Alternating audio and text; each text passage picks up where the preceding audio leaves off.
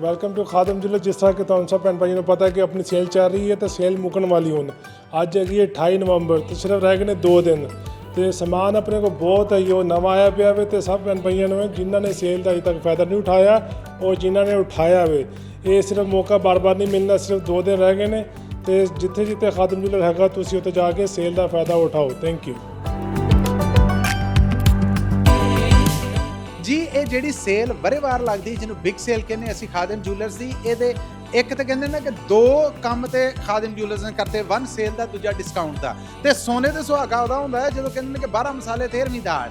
ਸੋ ਕਦੀ ਕੋਈ ਖਾਸ ਮੌਕਾ ਹੋਵੇ, ਨਾਲ ਇਹ Thanksgiving Black Friday sale ਆਈ ਹੋਵੇ ਔਰ ਮੌਕੇ ਦੀ ਮੁਨਾਸਬਤ ਦੇ ਨਾਲ ਔਲਾਦ ਇਹੋ ਜੀ ਸੋਹਣੀ ਸੁਲੱਖਣੀ ਮਾਂ ਪਿਓ ਦਾ ਖਿਆਲ ਰੱਖਣ ਵਾਲੀ ਹੋਵੇ ਤੇ ਅੱਗੇ ਕੀ ਹੁੰਦਾ ਹੈ ਹੁਣ ਜੀ। ਸਤਿ ਸ਼੍ਰੀ ਅਕਾਲ ਜੀ। ਸਤਿ ਸ਼੍ਰੀ ਅਕਾਲ ਭਾਜੀ। ਨਾਮ ਦੱਸੋ। ਮੇਰਾ ਨਾਮ ਕੋਮਲਜੀਤ ਕੌਰ।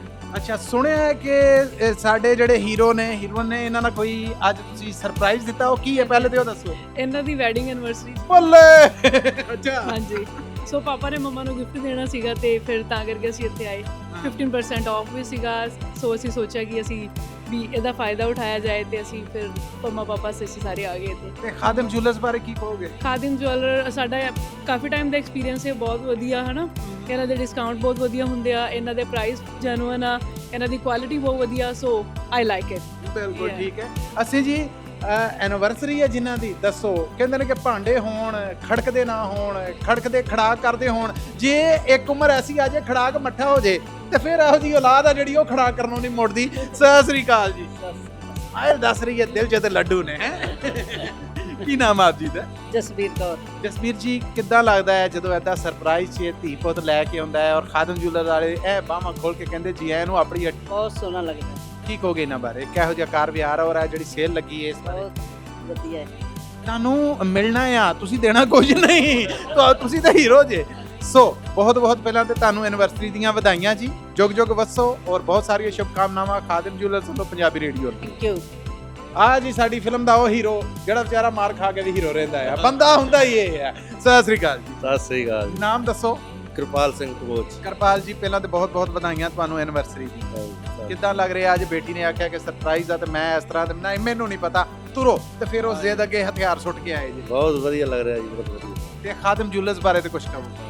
ਬਹੁਤ ਵਧੀਆ, ਪਹਿਲੇ ਵੀ ਅਸੀਂ ਪਿਛਲੇ ਸਾਲ ਵੀ ਆਏ ਸੀ, ਬਹੁਤ ਵਧੀਆ ਲੱਗਾ, ਉਦੋਂ ਵੀ ਅਸੀਂ ਲੈ ਕੇ ਗਏ ਸੋਨਾ ਖਰੀਦ ਕੇ ਗਏ ਜੀ। ਰਾਹ ਸਾਹਿਬ ਨੂੰ ਪੁੱਛਨੇ, ਉਹ ਵੀ ਕੋਈ ਗਵਾਹੀ ਦੇ ਰਹੇ ਜੀ। ਰਾਹ ਸਾਹਿਬ ਥੈਂਕ ਯੂ ਜੀ। ਅੱਗੇ ਵੀ ਆਏ ਸਨ, ਇਹਨਾਂ ਦਾ ਬਹੁਤ ਹਮੇਸ਼ਾ ਸਾਡੇ ਕੋਲ ਆਉਂਦੇ ਨੇ, ਇਹਨਾਂ ਦਾ ਥੈਂਕ ਯੂ ਸਾਰੇ ਭੈਣ ਭਾਈਆਂ ਦੇ ਜਿਹੜੇ ਸਾਡੇ ਕੋਲ ਆਉਂਦੇ ਨੇ।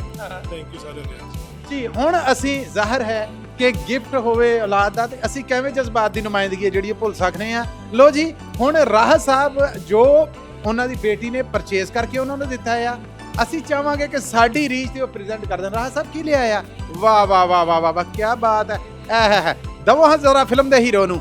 ਹੁਣ ਪਿੱਛੇ ਗਾਣਾ ਚੱਲ ਰਿਹਾ ਟੈਂਟੈਨਿਕ ਦਾ, ਐਵਰੀ ਨਾਈਟ। ਚਲੋ ਹੋਇਓ।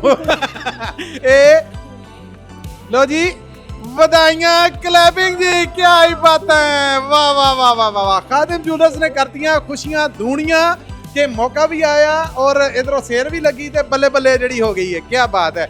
ਬਹੁਤ ਵਧਾਈਆਂ ਅਗੇਨ ਤੁਹਾਨੂੰ। ਥੈਂਕ ਯੂ ਜੀ। ਤੁਹਾਨੂੰ ਵੀ ਬਹੁਤ ਵਧਾਈਆਂ। ਥੈਂਕ ਯੂ ਜੀ। ਤੁਹਾਨੂੰ ਦੂਣੀਆਂ ਜੀ। ਹਾਂਜੀ ਹਾਂਜੀ, ਥੈਂਕ ਯੂ। ਕਿਉਂਕਿ ਅਗਰ ਤੁਸੀਂ ਨਾ ਹੁੰਦੇ ਫਿਲਮ ਦੇ ਇਦਾਂ ਕੋਈ ਸੀਨ ਨਹੀਂ ਹੋਣਾ। ਹਾਂਜੀ, ਥੈਂਕ ਯੂ। ਬਹੁਤ ਕਰਮਾਂ 'ਚ ਬਰਕਤ ਚ। ਹਾਂਜੀ ਹਾਂਜੀ। ਤੇ ਰਾਹ ਸਾਹਿਬ, ਤੁਹਾਡੇ ਵਾਸਤੇ ਇਹੀ ਸ਼ੁਭਕਾਮਨਾਵਾਂ। ਇਦਾਂ ਚਾਹ ਵੰਡਦੇ ਰਹੋ, ਉਮਰ ਦਾ ਵੀ ਕੋਈ ਕਹਿਣ ਦੇ, ਮੈਂ ਕਹਿੰਦਾ ਬੱਲੇ ਬੱਲੇ ਕਰਾਈ ਰੱਖੋ। ਸਾਰੇ ਭੈਣ ਭਾਈਆਂ ਦਾ ਬਹੁਤ ਥੈਂਕ ਯੂ ਜਿਹੜੇ ਕਿ ਸਾਡੇ ਕੋਲ ਆਉਂਦੇ ਸਾਨੂੰ ਸਪੋਰਟ ਕਰਦੇ ਨੇ। ਇਹਨਾਂ ਦਿਲੋਂ ਅਸੀਂ ਸ਼ੁਕਰੀਆ ਅਦਾ ਕਰਦੇ ਹਾਂ। ਥੈਂਕ ਯੂ ਜੀ। ਸੋ ਇਹੋ ਜਿਹਾ ਕੋਈ ਚਾਹ ਘਰ 'ਚ ਮੌਜੂਦ ਹੈ ਤੇ ਮੌਕਾ ਮੁਨਾਸਬ ਜੇ ਗਿਫਟ ਜਿਹੜਾ ਉਹ ਜੇ ਦੇਣਾ ਆ ਤੇ 15% ਡਿਸਕਾਊਂਟ ਹੈ 골ਡ ਤੇ, 30% ਡਿਸਕਾਊਂਟ ਹੈ ਡਾਇਮੰਡ ਤੇ। ਇਸ ਤੋਂ ਅੱਡ ਬਹੁਤ ਸਾਰੇ ਸਰਪ੍ਰਾਈਜ਼ਸ ਨੇ। ਬਸ ਉਹਦੇ ਵਾਸਤੇ ਖਾਦਮ ਜੁਲਰਸ ਦੀ ਲਾਗੇ ਪੈਂਦੀ ਲੋਕੇਸ਼ਨ ਤੇ ਜਾਣਾ। ਮੈਂ ਮੌਜੂਦ ਹਾਂ ਸੈਕਰਾਮੈਂਟੋ, ਜਿੱਥੇ ਅਸੀਂ ਐਨਵਰਸਰੀ ਦੇ ਅੱਖਾਂ ਦੇਖੇ ਜਿਹੜੇ ਮੰਜ਼ਰ ਨੇ ਤੁਹਾਡੇ ਤੱਕ ਪਹੁੰਚਦੇ ਕਰ ਦਿੱਤੇ। ਮਿਲਣੇ ਆ, ਜੁੜੇ ਰਹਿਣਾ ਪੰਜਾਬੀ ਰੇਡੀਓ USA ਨਾਲ।